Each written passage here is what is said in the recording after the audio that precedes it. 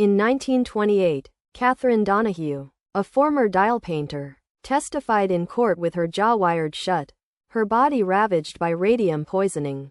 A gruesome spectacle that would haunt the minds of all who witnessed it. But here's where it gets dark.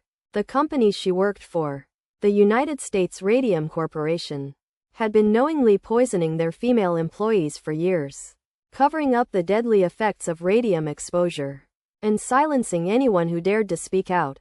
The story begins in Orange, New Jersey, where hundreds of women were hired to paint watch faces with glow-in-the-dark paint containing radium, a highly toxic substance that would eventually become their demise. The year was 1917, and the company was capitalizing on the demand for glow-in-the-dark watches during World War I, with no regard for the health and safety of their workers. As the women worked, they were instructed to moisten their brushes with their tongues, thereby ingesting small amounts of radium daily, a practice that would lead to severe radium poisoning, causing their bones to disintegrate, their jaws to rot, and their bodies to emit a ghostly glow. Nobody talks about this part, but the women were also encouraged to paint their fingernails and faces with the glow-in-the-dark paint, further increasing their exposure to the deadly substance. The first reported case of radium poisoning was in 1924, when a former dial painter, Margaret Carlo, died from radium-induced anemia. But her death was just the tip of the iceberg, as many more women would succumb to the same fate. And this is where everything fell apart. The women began to fall ill, and their bodies started to deteriorate, but the company continued to deny any wrongdoing, claiming that the women's symptoms were caused by syphilis or other diseases, rather than radium exposure. But here's the thing. The women knew they were being poisoned, and they knew it was the radium. They could feel it in their bones, literally, as their skeletons began to crumble, and their bodies began to fail them. In 1927, 5 former dial painters, including Catherine Donahue, sued the United States Radium Corporation, claiming that the company had knowingly exposed them to radium, despite knowing its dangers, and that they had been misled about the risks of radium poisoning. The case, which would become known as the Radium Girls case, was a landmark moment in the history of industrial disasters, and it would change the way companies treated their workers. But it came at a great cost, as the women's bodies continued to deteriorate, and their lives were cut short. As the trial progressed, it became clear that the company had been aware of the dangers of radium since 1906, but had chosen to ignore the risks and prioritize profits over people, a decision that would lead to the deaths of hundreds of women, and a decades-long cover-up. As the Radium Girls case gained national attention, it sparked outrage and protests, with many calling for greater protections for workers, and stricter regulations on industries that handled toxic substances.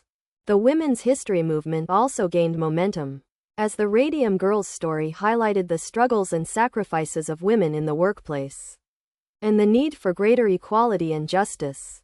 But here's where it gets even darker.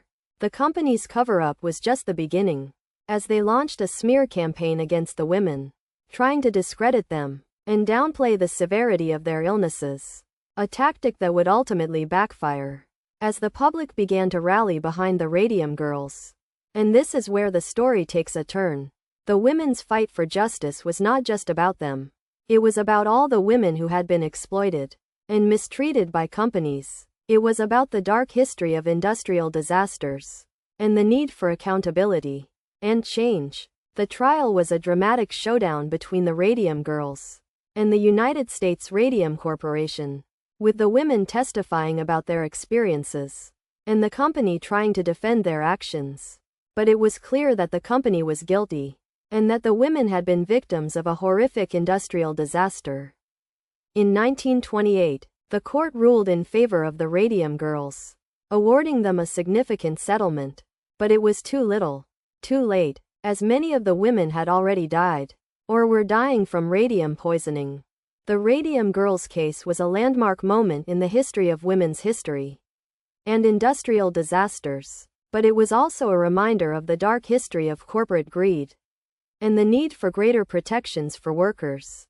As the years passed, The Radium Girls' story was all but forgotten. But their legacy lived on, inspiring generations of women to fight for their rights and to demand justice. And it's a legacy that continues to this day, as we remember the Radium Girls and the horrific price they paid for their bravery. The aftermath of the Radium Girls case was a complex and multifaceted one, with far-reaching consequences for the women, the company, and the wider community. The women's settlements were a small consolation, given the devastating impact of radium poisoning on their lives, but they marked an important milestone in the struggle for workers' rights and the fight against corporate greed. The company, on the other hand, was forced to confront the consequences of its actions and to take steps to prevent similar disasters in the future. But it was too little, too late, as the damage had already been done. And this is where the story comes full circle. The Radium Girls case was not just a tragic event, but a catalyst for change, a reminder of the importance of protecting workers and holding companies accountable for their actions.